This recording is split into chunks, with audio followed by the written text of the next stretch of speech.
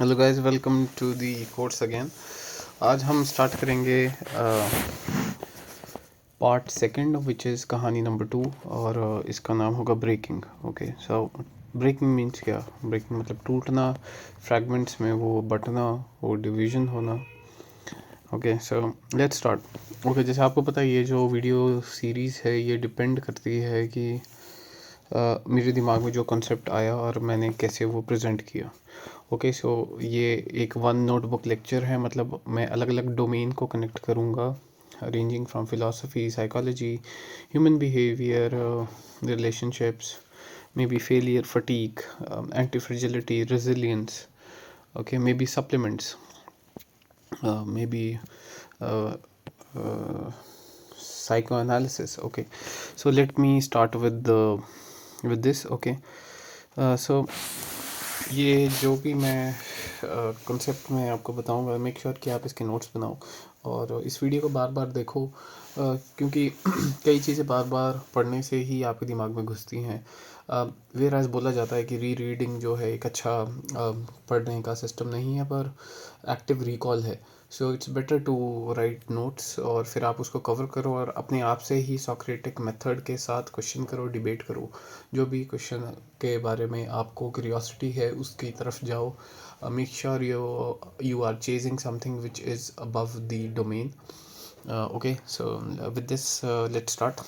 So uh, all wants to go everywhere because they think they have something better opportunity waiting. So जब आप कोई company start करते हो, weather आपके साथ तीन चार लोगों ने मिलके वो कंपनी स्टार्ट की, वेदर वो आपके दोस्त हो सकते हैं, दोस्त बहुत रेयरली होते हैं जो स्टार्ट करेंगे, it's mostly cousins, siblings, when they come together and they start building something. So 90% of the startups जो है वो फेल इसलिए हो जाते हैं क्योंकि अंदर ही अंदर वो क्लैशेस होने लग पड़ते हैं, फाइट होने लग पड़ती है, कंपैरिजन होने लग पड़ता है और लड़ने लग पड़ते हैं।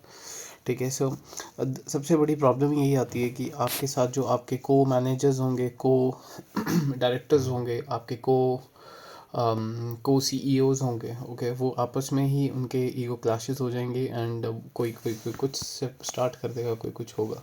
सो make sure you keep that in mind when you are starting a company. You don't know what your managers are doing an employee. Okay, जब वो अकेले होंगे तो कहीं ना कहीं उनके अंदर एक वो थर्स्ट होगी ही regarding money, maybe status, maybe respect, maybe individuality. Okay, so कहीं ना कहीं ह्यूमन बिहेवियर है ही है कि कम्पीट करना, फाइट करना।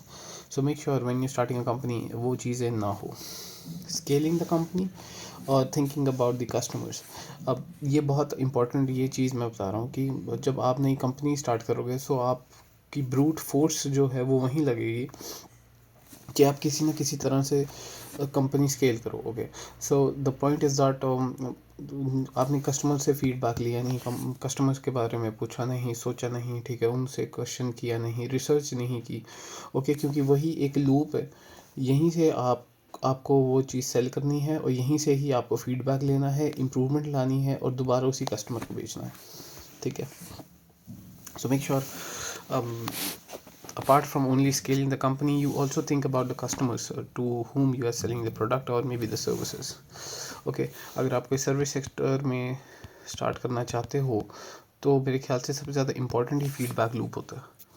ओके, सो ये एक पॉइंट है, thought and execution, make sure there is no gap in this. Okay, जब आप थॉट को स्टडी आपके दिमाग में आया, make sure you execute, make sure you question everything before execution, act now to leverage back. Okay, what people say and what people do is completely different stuff.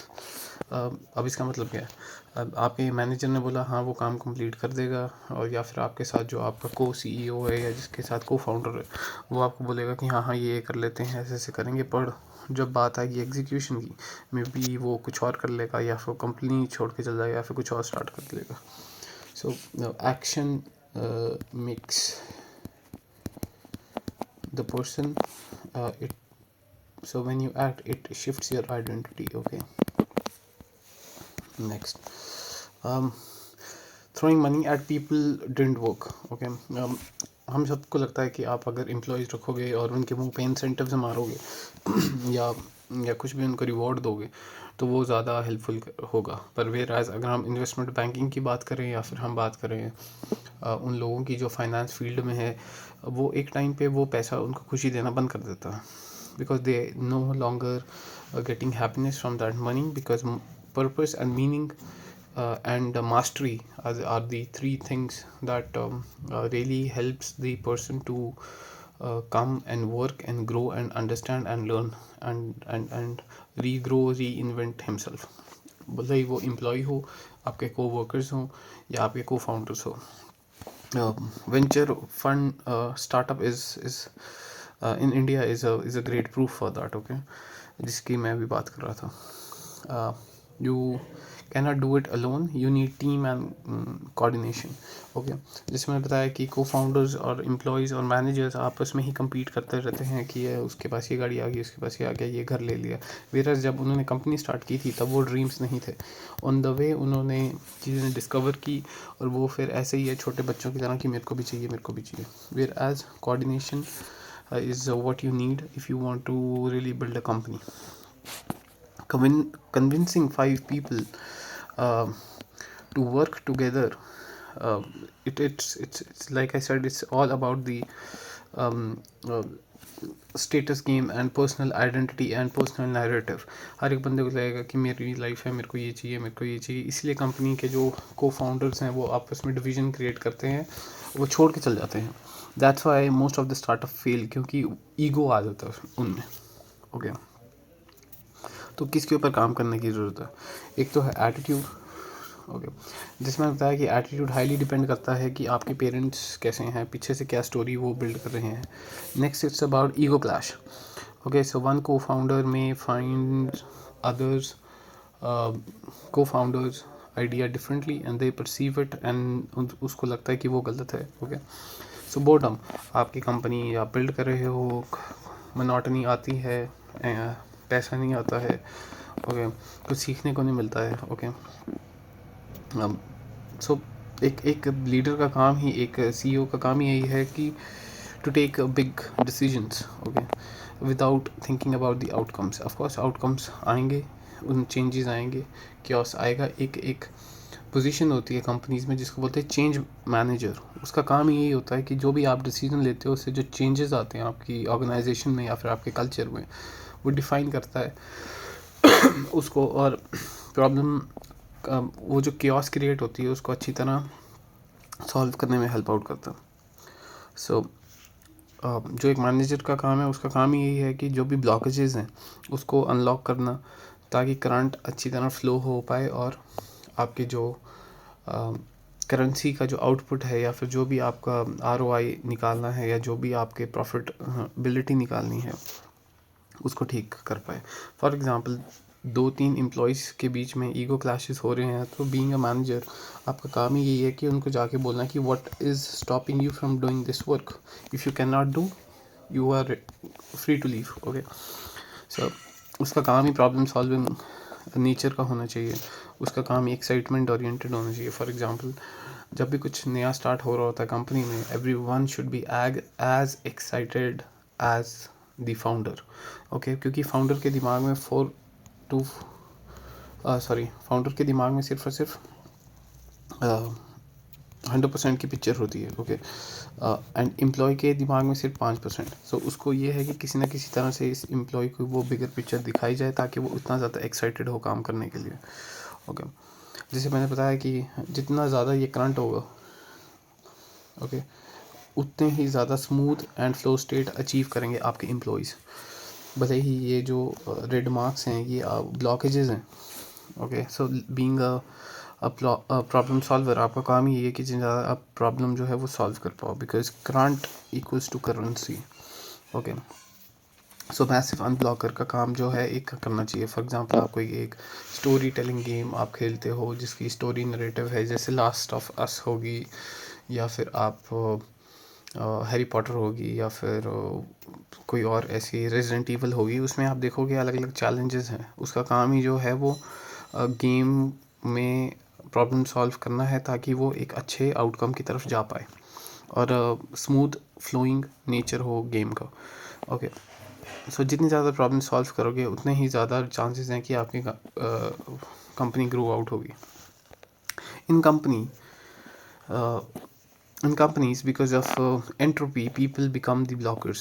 Okay, of course, entropy एक physics का concept है जिसमें होता है कि things will fall into disorder.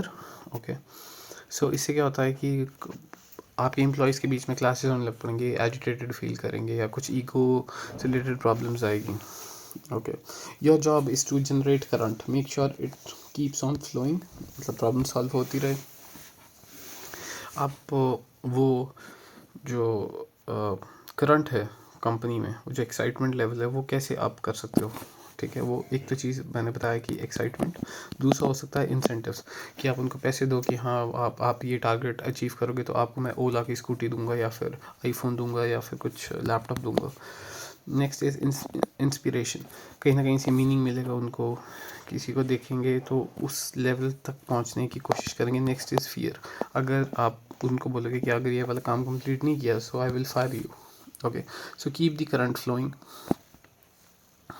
Okay, you need to act as if you are solving a problem. Okay, forward looking story होनी चाहिए, and जो आपके टीम होगी उनकी परफॉर्मेंस भी उस स्टोरी के साथ मैच करनी चाहिए, तभी ही एक पॉजिटिव कर्व बनेगा।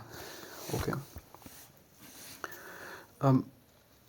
देखो जैसे setting incentive is a power, is a super power. Okay, कि अगर आप जैसे आप कोई आपका प्रोडक्ट बेस आपका कंपनी है, तो आप उसको बोलोगे कि आप 10,000 की सेल अगर आप तो करेगा एक वीक में, so I will give you iPhone 17 और मे बी लैपटॉप और maybe a DSLR। So definitely incentive जो है एक पावरफुल टूल की तरह काम करते हैं। ओके, इंसेंटिव्स से आप कंपनी के एम्प्लॉयज़ को भी खुश रख सकते हो। ओके, आप खुद को भी खुश रख सकते हो। फॉर एग्जांपल आपका एक मंथली या हर एक 6 महीने के बाद आपको मन होगा कि हाँ ये टारगेट अचीव हो गया, सो मैं अपने आप को कुछ गिफ्ट करूँगा बीइंग अ फाउंडर। सो आप अपने आप को भी आप शूज़ या फिर कुछ भी डिवाइसेस, कार में भी सप्लीमेंट्स रिलेटेड टू प्रोडक्टिविटी आप अपने आप को गिफ्ट कर सकते हो, जिसकी वजह से आप कंटिन्यूसली उस फनल के अंदर रहो। Okay, so think about them individually. हर एक एम्प्लॉय का दिमाग अलग तरह से काम करता है। हर एक एम्प्लॉय जो आ रहा है वो पीछे की फैमिली की सिचुएशंस अलग हैं, उसके ड्रीम्स अलग हो सकते हैं। Okay, so but being a human of course, so they need appreciation, they need money, they need reputation, they need respect. Okay, so make sure you do that. So but हर एक की story वैसी नहीं होती है।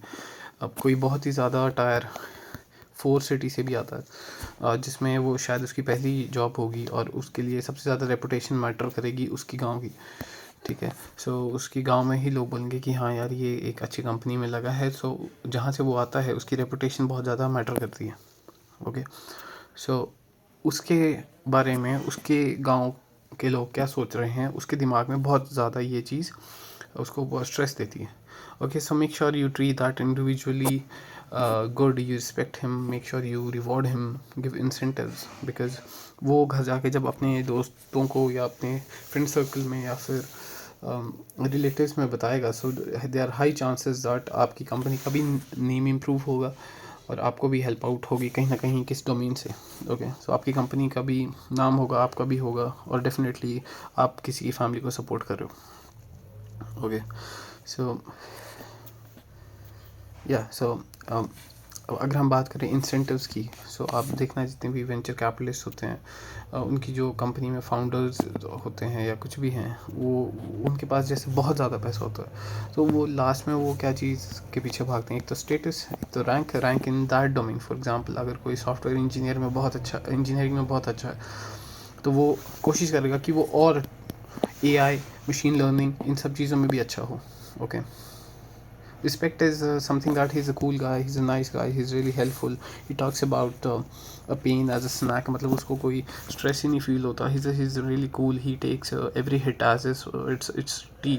Okay, शाम को वो कुछ हुआ तो वो इतना दिल पे नहीं लेता। Okay, so that shows the respect. But when it comes to status is highly a different thing कि फॉर एग्जांपल अगर कोई मेडिसिन में है तो वो उस डोमेन में कितना अच्छा है, सो अगर कोई एडमिनिस्ट्रेशन में है तो वो कितना अच्छा है.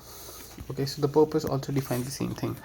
आपकी लाइफ में पर्पस हमेशा ही पैसा नहीं होता, आपके पास मास्टरी भी होनी चाहिए कि आप उस फील्ड के 1% इंडिविजुअल में हो. Okay, external rewards destroy your internal motivation. Okay, so this thing happens uh, when you go for only monetary benefits, or whether you are just there for only cracking an examination. बच्चे जो हैं सिर्फ और सिर्फ उस seat के लिए पढ़ते हैं, whereas वो joy of learning or the joy of understanding connecting things is gone from that area. Okay, so आपके बाहर के रिवॉर्ड्स आपको बहुत ज़्यादा दिक्कत देते हैं कि आप सिर्फ और सिर्फ मॉनेटरी बेसिस के ऊपर ही ज़िंदगी जीते हो. So make sure you keep that internal motivations alive. Okay, nothing beats the quest of mastery and feeling of being challenged and winning. आपको कोई बोले कि तू नहीं कर सकता या खुद को ही आप हर एक दिन इम्प्रूव कर रहे हो. So I think that's really important. Clear path to people leads to less confusion. That's why writing is so much important. Humans are distracted because we live in highly stimulated environment every day, and every new innovation is coming day by day. So use pressure and deadline. Okay, so इसका मतलब क्या है, अगर आपने अपने employ को ये deadline नहीं दी कि ये काम मंडे तक कंप्लीट हो जाना चाहिए, तो आप उस स्पीड में नहीं आ पाओगे.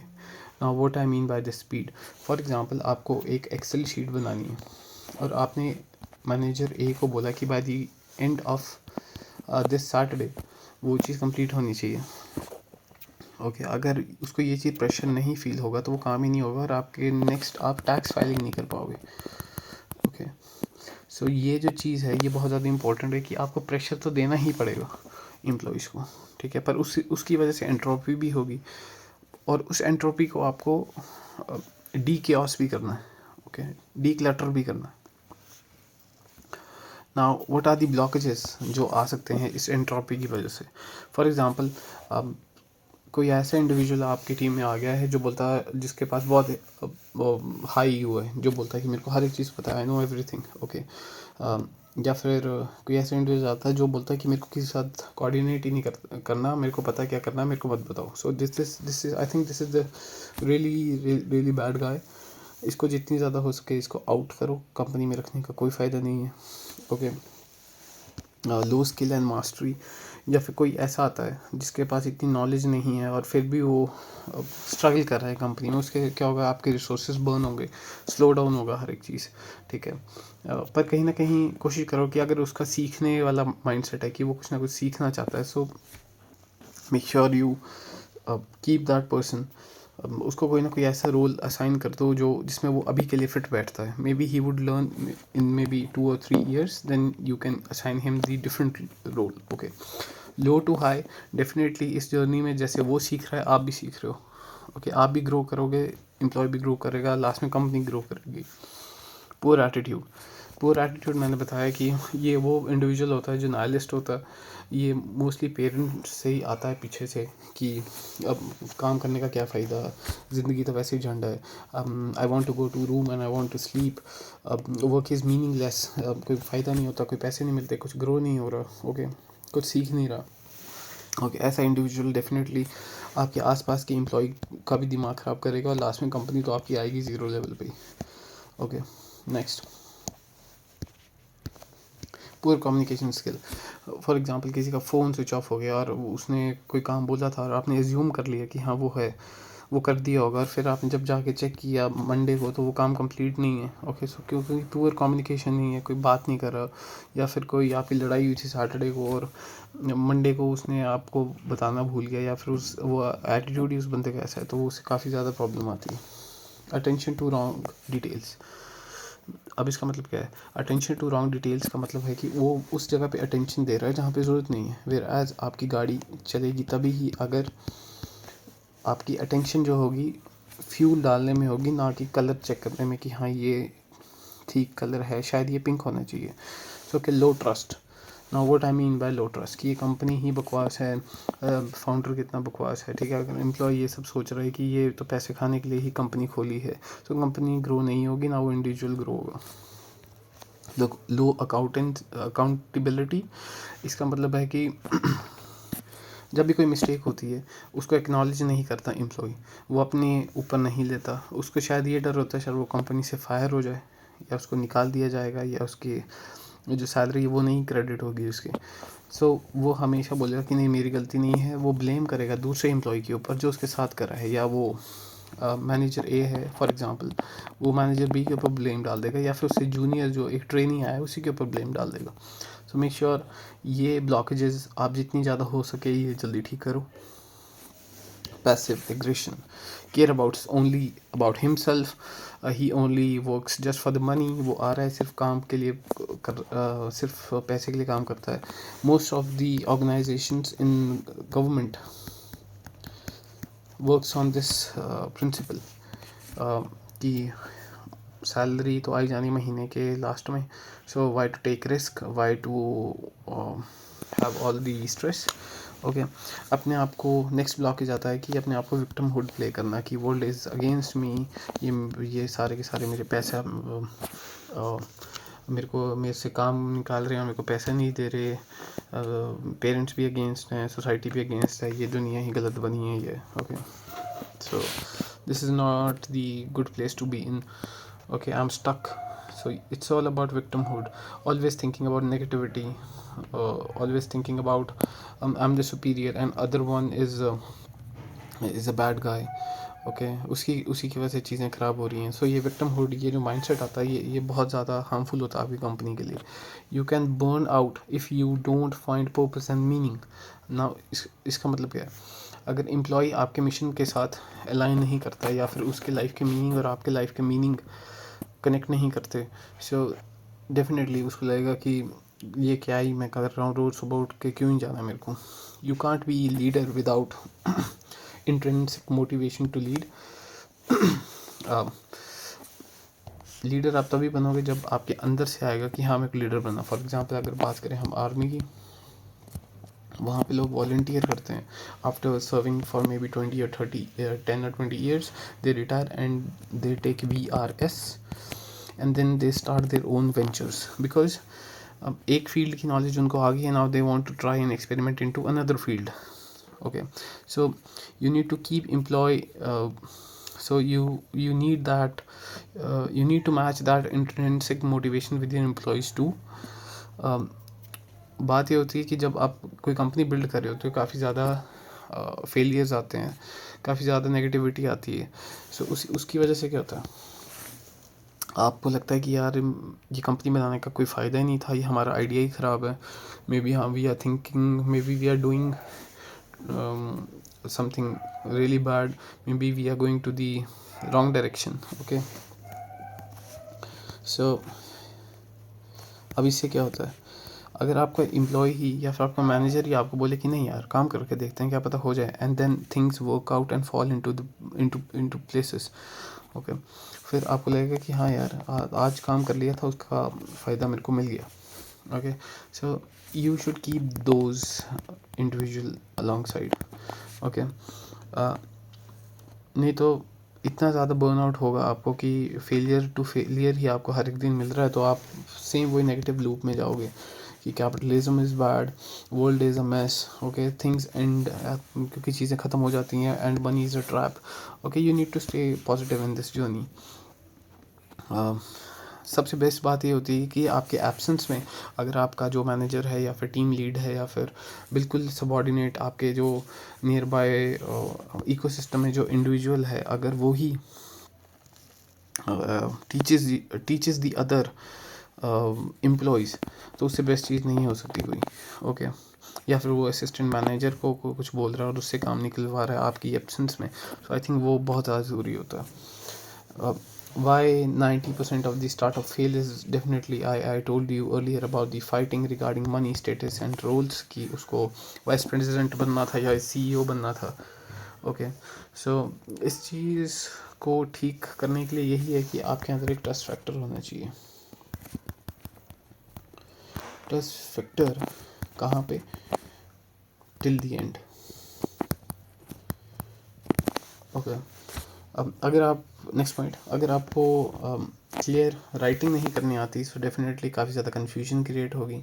क्लियर राइटिंग का मतलब है कि आपको आपका दिमाग क्लियर हो जाएगा। अब इसका मतलब क्या है? आप जो भी पेन पे चीज़ें लिखते हो, आप उसको जब 5 दिन के बाद रिफ्लेक्ट करके देखते हो तो आपको पता चलता है कि आपके दिमाग में क्या चीज़ चल रही है। ओके, सो इससे क्या होता है कि आपके दिमाग में जो भी चीज़ें चल रही हैं वो पेपर की फॉर्म में आ जाती हैं, रिटन फॉर्मेट, और आप उनके ऊपर एक्ट कर सकते हो। For example to do list, for example check list, for example आपका कोई फीडबैक है। Okay, most of the leaders do writing a lot. Writing really helps them to understand themselves and problem. Okay, so clear writing से क्या होगा? आप instruction भेज पाओगे अपने एम्प्लॉयज़ को, आपके नीचे वाले जो भी मैनेजर्स हैं उनको। आपका दिमाग आपके सामने होता है। आई एम टॉकिंग अबाउट दिमाग, I means mind, not brain. Okay, so the best leaders are writing all the time.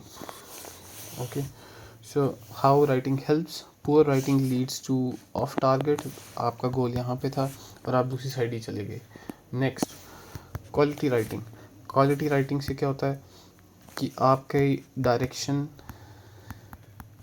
आपकी स्पीड लाइन में होते हैं, ठीक है, और आप अपने गोल की तरफ जल्दी पहुंच पाते हो। ठीक है,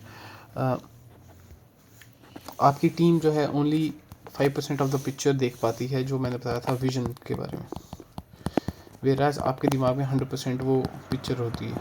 ठीक है, स्टेक होल्डर्स कौन कौन आते हैं? आपके एम्प्लॉयज़, आपके पेरेंट्स, आपके फ्रेंड्स, आपके रिलेशनशिप पार्टनर्स, आपके दोस्त। ओके, वो सिर्फ और सिर्फ 5% ऑफ द विजन देख पाते हैं, वेराज आपके दिमाग में वो 100% होती है। वो 100% को आप 90% अपने एम्प्लॉयज़ और इन सब स्टेक होल्डर्स के सामने कैसे ला पाओगे? Only and only through writing. Okay, the problem is the people don't have vision. ये भी एक प्रॉब्लम है कि इंडिया में लोगों के पास बड़े ड्रीम्स नहीं है। सो तो उससे क्या होता है कि वो जॉब्स करने लग पड़ते हैं, फिर जॉब में जाकर रियलाइज़ होता है कि वो शिट, में जॉब करनी ही नहीं थी। स्टार्टिंग में ही उनके विंग्स जो हैं वो काट दिए जाते हैं, उनको बड़ा सोचने नहीं दिया जाता, इसलिए कुछ बड़ा बिल्ड नहीं होता। Now how writing helps? Okay, so it reduces your collaboration cost, provide direction, speed. आप लेस मीटिंग करोगे तो उससे गूगल मीट करोगे, कभी लिंक भेज रहे हो, कभी कुछ कर रहे हो, कभी हर एक महीने के बाद मीटिंग हो रही है। अगर हर एक चीज़ रिटन फॉर्मेट में होगी तो ईजी होगा, easy to share plans, easy to set rules. Okay, अगर हम बात करें कंपनी में 4 हॉर्समैन क्या होता है? Now this is really interesting concept कि आपका जो रिलीजन है और आपकी कंपनी है वो एक ही है। हाउ? ओके, रिलीजन का काम क्या होता है? रिलीजन का काम होता है आपको डायरेक्शन देना, आपके अंदर एस्पिरेशंस ज़िंदा रखना, आपके अंदर गोल्स जो हैं वो लाना। एक शेयर्ड स्टोरी होती है कम्युनिटी में। ओके, एक तो वही तो चाहिए होता है एक रिलीजन को काम करने के लिए, और सेम वही चीज़ चाहिए होती है कंपनी को रन करने के लिए। तो वो सब चीज़ें क्या होती हैं इंस्ट्रक्शन मैनुअल्स में, और रिलीजन में होती है होली बुक, या फिर कोई गीता होगी, कुरान होगी, ठीक है, बाइबल होगी, या फिर गुरु ग्रंथ साहिब होगी, ठीक है, उसमें ये सब चीज़ें लिखी होती हैं। Next, celebrations. अगर कोई टास्क अचीव होगा तो हम पार्टी करेंगे, अगर कोई टारगेट हमने अचीव कर लिया तो हम आउट ऑफ द स्टेट जाके वहाँ सेलिब्रेट करेंगे। ओके, सो सेम रिलीजन में फेस्टिवल्स होते हैं, रिचुअल्स होते हैं। आप दिवाली मनाते हो, होली मनाते हो, आप लोहड़ी मनाते हो, ठीक है, ये कहीं ना कहीं एक सेलिब्रेशन का पार्ट है। Okay, so rules plus enforcement की रूल्स ये हैं रिलीजन में कि ऐसा ऐसा होना चाहिए, ये कस्टम्स हैं, ठीक है। सेम आपके कंपनीज में लॉज आते हैं, एक्ट आते हैं, टाइमिंग्स आती हैं, शेड्यूल्स आते हैं, आपके मीटिंग का एक कैलेंडर बनता है। ओके, सो अदर पीपल, अगर आप उनको नहीं फॉलो करोगे इन रूल्स को, ओके, वो आपको कहीं ना कहीं देखते हैं। Now what I mean by this, आप जब एक कंपनी स्टार्ट कर रहे हो, ओके, आपने और आपके को फाउंडर ने मिलकर कंपनी स्टार्ट की, ओके, सो उसके ऊपर कैसा काम हो रहा है, कितना चला, कितना प्रोग्रेस हुआ, वो आपको कौन बताएगा? वो बाहर के लोग ही बताएंगे। बाहर के लोग कौन? आपके पेरेंट्स, आपके रिलेटिव्स, आपके सिबलिंग्स, मे बी अगर आपने बहुत अच्छा किया तो मीडिया में आपका आ जाता है, या फिर कोई प्रीस्ट, अगर हम रिलीजन की बात करें तो। सी, ह्यूमन नेचर यही है कि वो कहीं ना कहीं क्लैश करते हैं, फाइट करते हैं, डिवीजन लाते हैं, कियोस लाते हैं, आइडेंटिटी क्लैशेस होते हैं। दैट्स वाई इंडिया में इतनी ज़्यादा स्टेट्स हैं, इतने ज़्यादा रिलीजन्स हैं, इतने ज़्यादा क्लैशेस होते हैं, रोज़ लड़ाई होती हैं, रोज़ कुछ ना कुछ होता है। We need strong leaders to bring it back.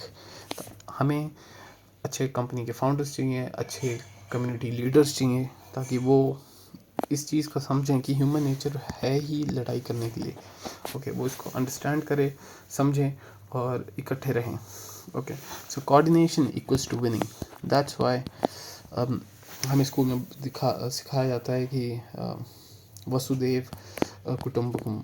Okay, ये इसका मतलब यही है कि world is our, this world belongs to us, अतिथि देवो भवा, सेम यही कॉन्सेप्ट है। सेम अगर स्टार्टअप में भी अब करें तो instead of comparing with the other startup, you should be focusing on your job and you should admire the other startup.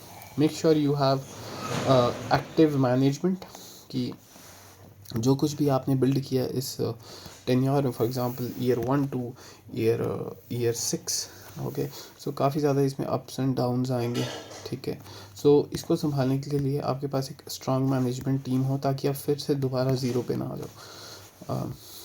Okay, सो एक और चीज़ की, हम कोई भी चीज़ जब स्टार्ट करते हैं तो हमारे दिमाग में ये होता है कि everything will fall into places. तो हम सोचते हैं कि अच्छा कोऑर्डिनेशन होगा, हर एक चीज़ बेटर होगी। सो एक चीज़ समझने की बात है कि 100% कोऑर्डिनेशन कभी नहीं होता। अगर हम बात करें इंस्टीट्यूशंस की, रिलीजन की, सोसाइटी की, फैमिली की, या फिर हम बात करें न्यूक्लियर रिलेशनशिप्स की भी, उसमें भी बहुत ज़्यादा क्लैशेस हो सकते हैं।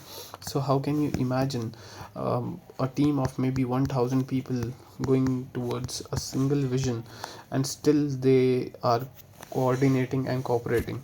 Okay, you should always accept that clashes होंगे, fights होंगी, मे बी कोर्ट केसेस होंगे, may be worst case scenario जो भी आप इमेजिन कर सकते हो कि कंपनी ज़ीरो पे आ जाएगी, वो सब होगा, but it's going to be worth doing. Okay, so if you think nobody is coordinating properly with you, you should always take a bold decision to kick him out, okay, who is not coordinating with you, because वो आपका time waste करेगा और आप last में बोलोगे कि कुछ हुआ नहीं, इतना टाइम वेस्ट कर दिया। ओके, सो आई होप ये छोटा सा लेक्चर आपको अच्छा लगा हो। कंपनीज़ में काम ही यही है कि आपको आउटपुट निकालना है, रिज़ल्ट लाना है, पर अगर आप जितना ज़्यादा अपनी टीम के बारे में सोचोगे, ध्यान दोगे, तो वो रिज़ल्ट शायद 10x भी हो सकता है। So that's all from my side. Thank you for watching.